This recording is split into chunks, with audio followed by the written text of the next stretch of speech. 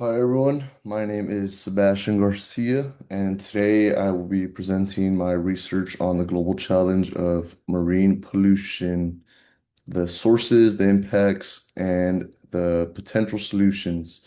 So I chose this topic because over the past couple of years, I've gotten to spend more time living near the coast.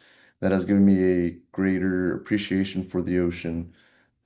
Through this project, I wanted to better understand where plastic pollution comes from, how it affects both the environment and people, and what solutions are being developed to help reduce it. So, where does plastic come from? Plastic pollution comes from several major sources.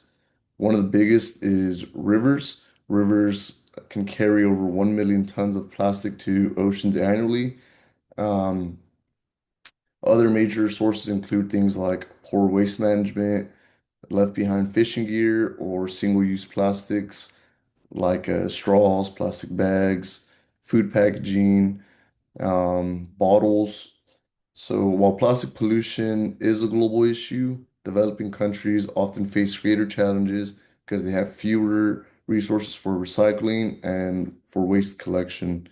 So this map right here on the top right corner, right where my cursor is. This map shows how rivers transport plastic from inland communities into the world's oceans. So what kind of environmental impacts is there? So plastic pollution has serious effects on marine ecosystems. Larger plastics, which are called macroplastics, as we see right here on the left-hand side in this middle image, they are large plastic debris that are typically visible to the eye. So things like bags, bottles, nets, packaging. They can trap or be eaten by larger marine mammals like whales, sea turtles, dolphins, and seabirds. When they eat those, it often causes injury or sometimes even death. Then over time, these plastics break down into tiny pieces called microplastics, as we see right here on the right-hand side. These tiny particles are oftentimes invisible to the naked eye. So these smaller particles get eaten by small marine animals like plankton and fish. It allows plastic to move through the entire food web. This not only threatens biodiversity and coral reefs, but also allows plastics to eventually reach humans through seafood consumption. So moving on to human and economic impacts.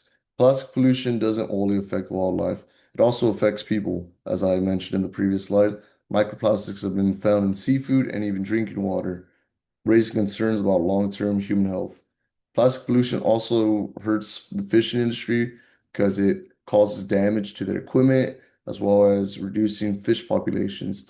Coastal communities lose tourism revenue when beaches become polluted, and governments spend billions of dollars every year trying to clean plastic from beaches and waterways.